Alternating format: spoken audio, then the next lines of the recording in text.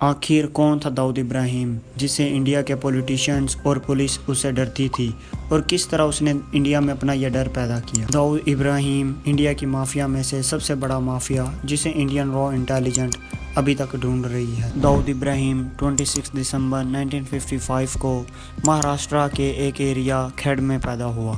ان کے فادر ابراہیم کاسکر ممبئی پولیس میں head constable تھے اور ان کی مدر ہاؤس وائف تھی۔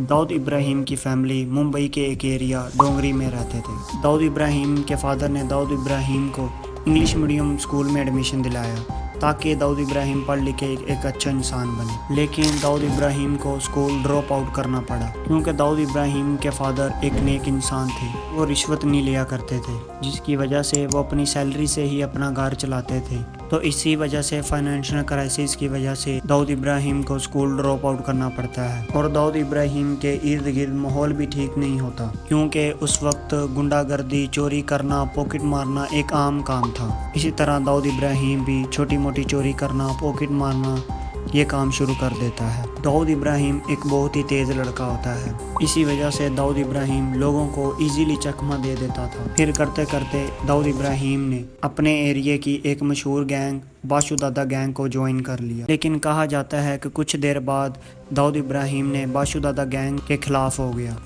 کیونکہ کہا جاتا ہے کہ باشو دادا نے داؤد ابراہیم کے فادر کو گالیاں نکالی تھیں اور برا بھلا کہا تھا، کیونکہ داؤد ابراہیم کے فادر ایک پولیس والے تھے اور باشو دادا کو پکڑنے کی کوشش کی تھی، تو وہ پولیٹیشین کی مدد سے بچ گیا اور اس نے داؤد ابراہیم کے فادر کو برا بھلا کہا اور گالیاں نکالی، جس کی وجہ سے داؤد ابراہیم اس گینگ کے خلاف ہو جاتا ہے اور باشو دادا کے خلاف ہو جاتا ہے۔ تو داؤد ابراہیم اپنے بھائی شبیر ابراہیم کاسکر کے ساتھ مل کر ایک ڈی کمپنی کے نام سے گینگ بناتا ہے، تو یہ دونوں بھائی مل کر چھوٹی موٹی چوریاں، جوا اور سمگلنگ کرتے تھے۔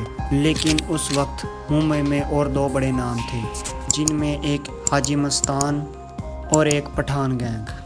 حاجی مستان سمگلنگ کے کام میں رہتا تھا، وہ سونے کی سمگلنگ کیا کرتا تھا اور بہت سی دوسری چیزوں کی سمگلنگ کرتا تھا جو کہ اس وقت انڈیا میں انلیگل تھی۔ پٹھان گینگ جوا، چوری وغیرہ یہ کام کرتی تھی۔ یہ تمام گینگز آپس میں کبھی نہیں لڑتی تھی، لیکن کریم لالا جو کہ پٹھان گینگ کے ہیڈ تھے، ان کی گینگ میں سے کچھ لوگ داؤد ابراہیم کی گینگ کے خلاف ہو جاتے ہیں۔